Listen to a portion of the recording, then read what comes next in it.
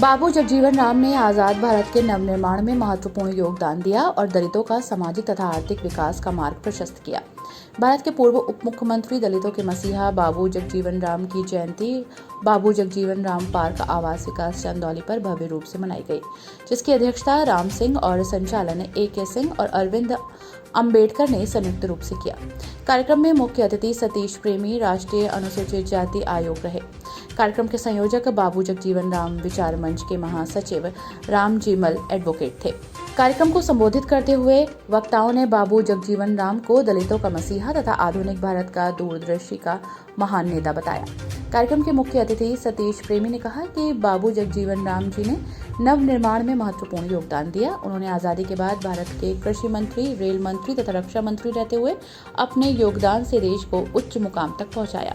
पूर्व प्रधानमंत्री, दलितों के मसीहा और सर्वजन में पूरे आज़ादी के बाद भारत को नया रूप देने वाले परम पूज्य बाबू जगजीवन राम जी का जन्म दिवस है, उनकी जयंती है।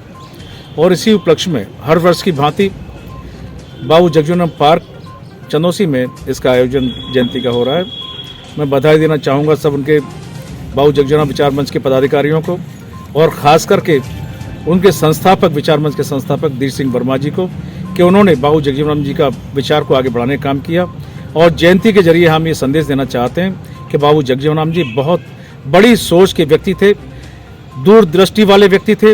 उन्होंने जिन जिन मंत्रालयों में रहे, उन मंत्रालयों में सर्वजन के लिए काम किया, इस देश की राष्ट्रीयता के लिए, एकता के लिए, अखंडता के लिए काम किया।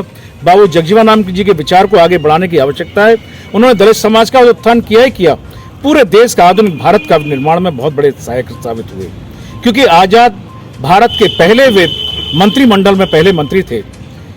काफी मंत्रालयों में रहे, कृषि मंत्री रहे, रेलवे मंत्री रहे और जिन जिन मंत्रालयों में रहे उन्होंने ऐतिहासिक काम किया। उनके कामों को आज तक प्रशंसनीय कार्य रहा, जिन्हें आज तक उनकी लोकप्रियता हासिल है उन कार्यों को लिए।